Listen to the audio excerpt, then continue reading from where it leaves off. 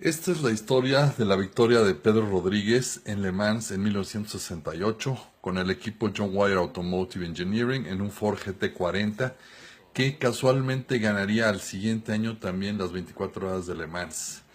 Aquí estamos viendo cómo descargan los miembros del equipo a los diversos autos. Tenían tres autos que iban a competir y uno que era el reserva, digamos. Pedro iba a correr en el 9, aparte estaban el 10 y el 12 era el reserva por si alguno tenía un problema.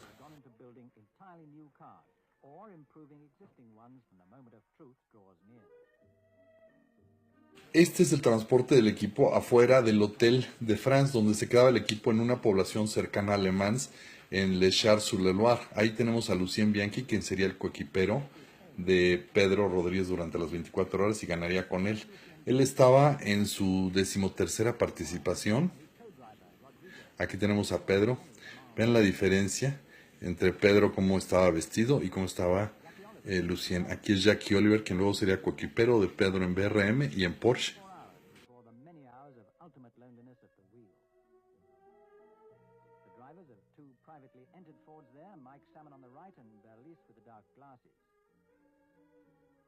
Este es precisamente John Wyer, el dueño del equipo, quien había sido antes director en Aston Martin. Y aquí vemos el sábado en la mañana, el sábado 28 de septiembre de 1968, cómo están armando los autos antes de la arrancada, que estaba pactada para las 3 de la tarde. En el paddock atrás de las tribunas, precisamente donde ahora también son los fosos.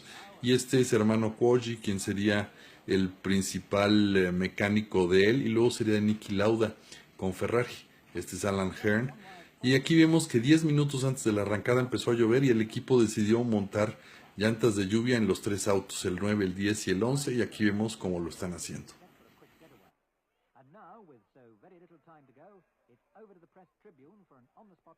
Los pilotos traían chamarras para guarecerse de la lluvia y a Pedro lo vamos a ver precisamente abajo de un paraguas. Ahí está, con su casco en la mano. Luego ya vestido, cruza la pista y se coloca enfrente de su auto porque esta es la clásica arrancada tipo Le Mans, en que los autos estaban enfrente, parados, y los pilotos corrían a ellos, se montaban y arrancaban. La salida, como habíamos dicho, es a las 3 de la tarde en punto porque fue en septiembre. Era para maximizar las horas de día en las 24. Aquí están los pilotos, todos formados. En la arrancada Pedro es el cuarto, lo vemos que ahí hace un arranque en falso y entonces el banderazo lo dan poco después y tarda un momentito más en llegar y subirse a su auto. Pedro tenía la costumbre de abrocharse los cinturones. Muchos de los otros pilotos se los abrochaban en las rectas, pero él decía que si tenías un accidente antes había problemas. Entonces lo vemos que sí tarda un poquito más, su coequipero también lo protege y ahorita vamos a ver al tercer Ford que va pasando ahí. Los tres iban más o menos entre los 10, 15 primeros y esa era la idea. Aquí es al final de la recta una toma en la curva precisamente de Mulsanne y vemos cómo los Porsche van ganando por mucho desde el inicio. ¿Por qué? Pues porque arrancaron rápido y vemos el primer auto que los viene siguiendo. No es precisamente todavía Pedro. Pedro de hecho deja pasar a su coequipero para ir atrás de él en la lluvia, para irle siguiendo el camino y que le abra paso. Así como que si se encuentra algo resbaloso, pues más fácil que chocara el otro y no él. Aquí vemos cómo se completan ya las primeras vueltas. En los fosos, nótese que no hay división, no hay barrera divisoria entre la pista y los fosos. Y ahí vemos ya algunos otros autos. Matra, ahí va a venir Pedro. En este trío de autos que vienen aquí, estos son los Ford GT.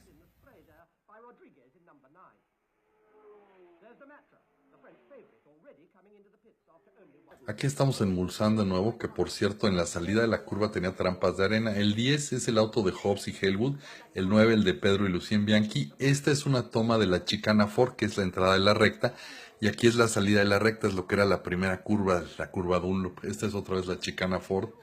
Y como les decíamos, Pedro iba siguiendo al auto de Hobbs y Hellwood.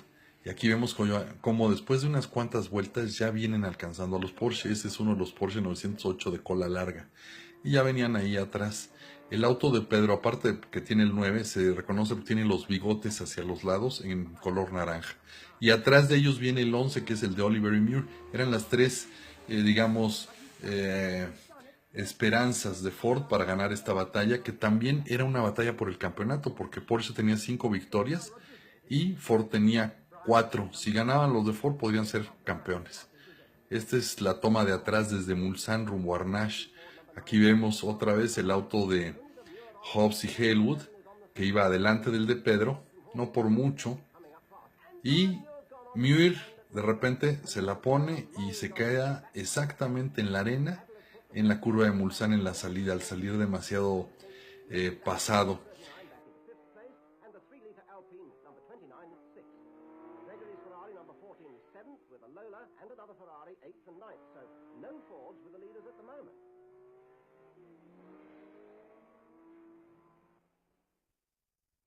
Lo que hacen en esos casos, todos los pilotos en los autos llevaban como equipo una pala y entonces es ponerse a darle a la arena hasta que lo saques.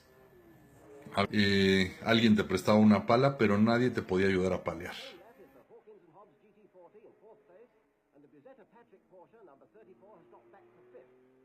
A la caída de la noche, que en septiembre es relativamente temprano, ya Pedro iba en tercer lugar y para las 9 de la noche ya habían tomado la punta él y Bianchi y empezaban a alejarse tras los problemas que habían tenido los Porsche de cola larga y que tendrían durante toda la carrera. De hecho, en la noche Pedro hizo 2 veces turnos dobles seguidos para manejar 4 horas para aprovechar su excelente visión nocturna que lo había hecho que tanto a él como a Ricardo les dijeran ojos de gato. Con la llegada de la mañana se empiezan a ver los restos de los autos. Aquí vemos a Pedro, que ya tenía 6 vueltas de ventaja sobre el Matra azul con verde, que iba en segundo lugar y que era la esperanza de los franceses. Había dejado de llover, pero la pista seguía encharcada. Aquí vemos un Alfa Romeo. Este es el Matra que iba en segundo sitio. Pero realmente muy lejos. Para poder quitarse esas vueltas, pues era casi imposible y menos teniendo a Pedro manejando. La gente empezaba a desayunar.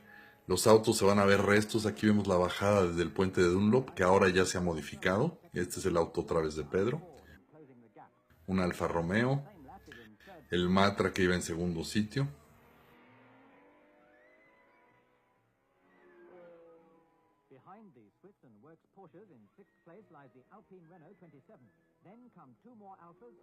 Y los autos que se quedaban ahí chocados a la vera del camino. O sea, no era como ahora que meten la grúa y demás, no.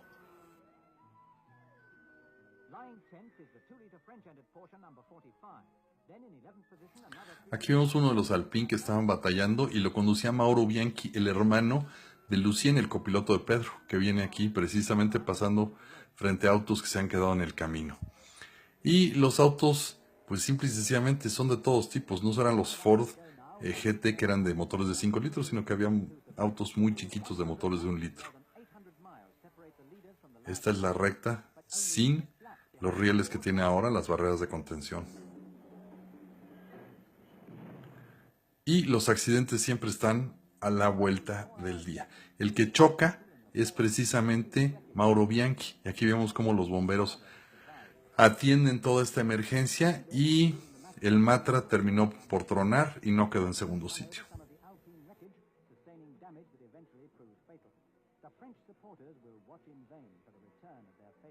Ya cerca de las 3 de la tarde, el auto de Pedro lleva 5 vueltas de ventaja sobre un Porsche que tronaría uno de los oficiales, mientras que un Porsche privado suizo de Rico Steinemann y Dieter Sperry quedaría en segundo lugar, pero nunca fue amenaza realmente.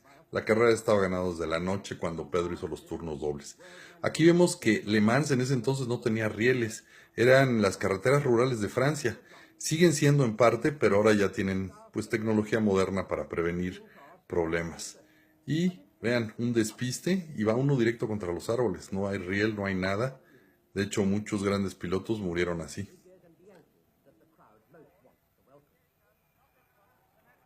Ya una vez que se da la última vuelta, estos son los ocupantes del segundo sitio, el Porsche privado suizo.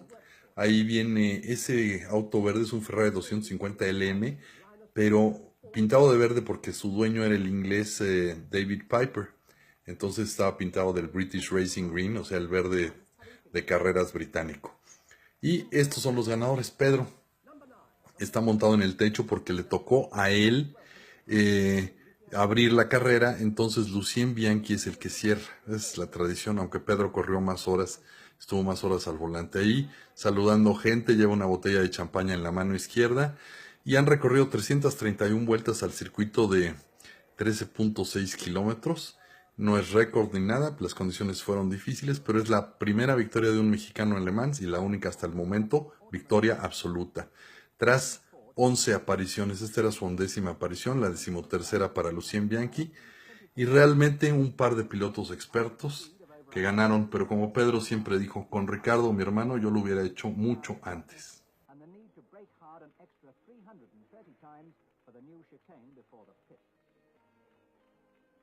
Altogether, the brakes were applied some 2,800 times during the race, often in the course of bringing the car down from more than 200 miles an hour to 50 miles an hour. Yet the Ferodo disc pads were only changed twice on the front wheels and just once on the rear wheels.